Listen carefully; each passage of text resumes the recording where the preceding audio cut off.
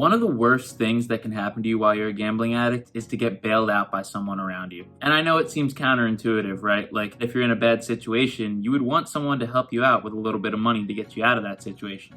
But what happens is it enables us and it tells us that the same situation will repeat itself in the future if we ever get ourselves into another bind. Hey, welcome back to the One Day at a Time Gambling Addiction Podcast. I'm your host, Rob. I made my last bet on November the 12th of 2022. Since then, it's become my mission to share my story online and offer up resources for you to help you get into recovery for a gambling addiction faster than I did, if you want to. So if the topics of gambling, addiction, or gambling addiction are of interest to you, smash that subscribe button to join our community and stay up to date on the content that I release here. I post videos every single day, and I hope that you're able to get some benefit out of what I talk about. Today, we're going to be talking about the topic of bailouts and or bankruptcy, borrowing, all that kind of thing when it comes to paying off gambling debts.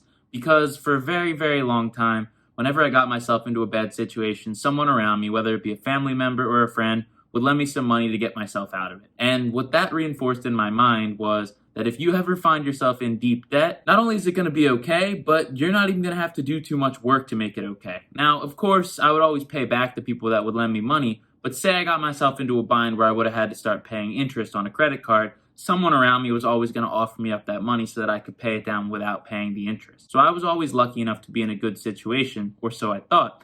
But what would happen is, I wouldn't learn my lesson, and I'd just end up in the same situation a few months later, even after saying, I'll stop, this will never happen again, I don't want this to repeat, because the feelings of negativity and anger really didn't sit with me for very long before I was back into the clear. Now, there's a big difference between paying down debt to a family member or friend and paying down to a financial institution. When it's to an institution, there's very strict guidelines that you have to pay it down by. You have to pay interest on it, paying monthly on specific schedules. Whereas with a family or friend, it's a little more negotiable and you're able to kind of maneuver the situation a little bit more. So that's why in the 12-step program, they talk about how bankruptcy and borrowing to get out of a bad situation is the worst thing that you can do, because you don't have to work hard to pay it back down, because you don't have to work hard and stick to a main schedule. You can pay it down by kind of schmoozing your way out of the situation the same way that you got the money to pay down the debt with. Finding people around you that you could manipulate or lie to, or even just point in the wrong direction while you use the money to take advantage of the situation.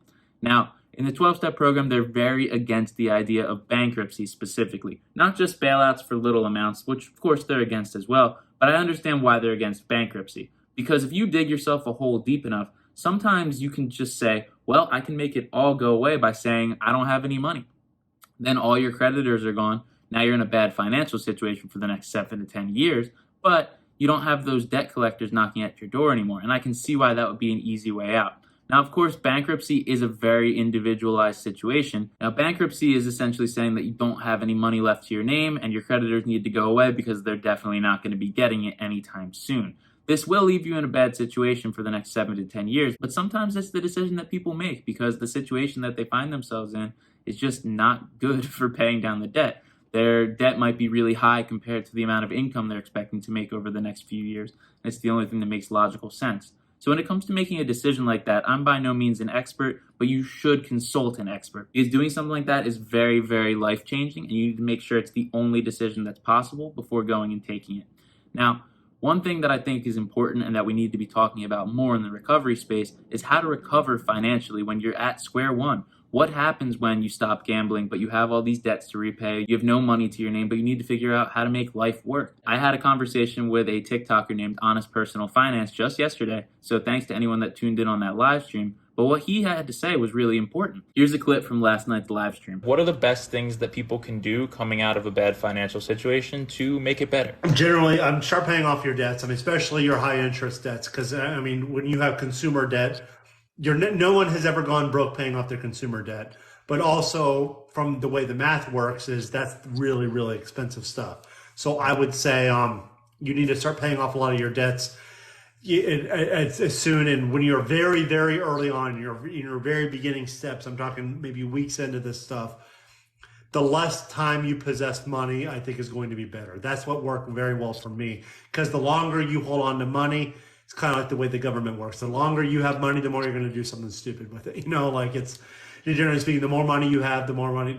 So that helped me a lot, is making sure my money goes to Yeah, you said it best. You're putting your money to work for you earlier. Yeah. But remember, money is a tool. Money is not some fun coupon thing. Money is a tool that's going to work very powerful for you. If you respect your money is going to respect you and is going to return boatloads of money that you never thought possible. But it can't do that if you're spending it or buying stuff you don't need to be spending it on. We're fighting two battles here. We're fighting the battle of gambling addiction and of living a normal life. So we need to make sure that we're putting everything in order so that we can live that normal life without having the gambling addiction suck us back in, thinking it's our only way out. He said that you should try to hold on to your money for as little time as possible. Always be putting it to work for you. So the number one thing that you can do coming out of a gambling addiction and starting to recover financially is to spend that money immediately on something that's going to leave you better off, whether it be immediately paying down debts, immediately paying off maybe a rent payment early, or finding a way to put that money to work maybe in an investment account is the best choice for you in the moment. And when I say investment account, I don't mean picking individual stocks because that could easily become gambling. I mean putting it into some kind of savings fund where you know you're going to get a specific return, or maybe investing into an index fund where you know you're expected to make a certain amount over X number of years. Not anything too risky, because the risk is where we find the most damage done, of course, as gambling addicts. When I quit gambling this last time after my relapse in November, I had months and months of debt to pay off, and it was not a very fun experience. However, I didn't take the bailout or the lending route because I had done that so many times in the past and never learned my lesson. What I did was pick up a second job, and I was working 70 to 80-hour weeks for about 5 months before I was able to pay down that debt fully. That was not a very fun experience, but it taught me one very, very important thing, that if I ever did this again, that's exactly what would happen. So if I was to ever go back to gambling, I know that I would end up in that exact situation, whether it was 1 day, 1 week, 1 month, or 1 year later.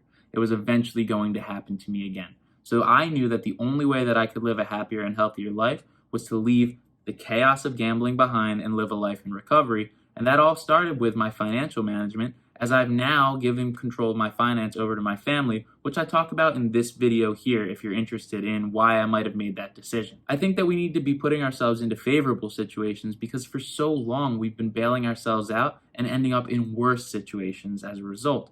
We need to make sure that we're putting our money to work early, creating a plan and a budget so that we know exactly what our expenses are and where our money is going to be going ahead of time, so that we're not tempted to bet it, of course, or waste it on something such as shopping or, frivolous things. So I think that what's very important here is that we're making plans ahead of time, which is not something that we usually do as gambling addicts who are usually living in the moment or thinking about the next bet. At least I was. So if you found yourself to be in a bad financial situation, just know that you're not alone. Again, in that conversation that I was having last night, we were talking about how when you go online, you see all these people that look like they have it all together. Everyone seems like they have money, like they're traveling, like they're enjoying their lives, like they're stable and comfortable. But honestly, are they? Or are you just seeing the best parts of life being shown to you kind of to create an image or an aura of something that's just not quite real? You have to remember that everyone is a human being. We're all running our own race and we're all trying to live our lives. Everyone's on a different path, of course, but don't believe everything you see and don't start to feel jealous because you might feel like you're a little bit behind someone else. You're exactly where you're supposed to be. And if you start today to make decisions to move in the right direction, you're going to be living a happier life. All of that happens one day at a time.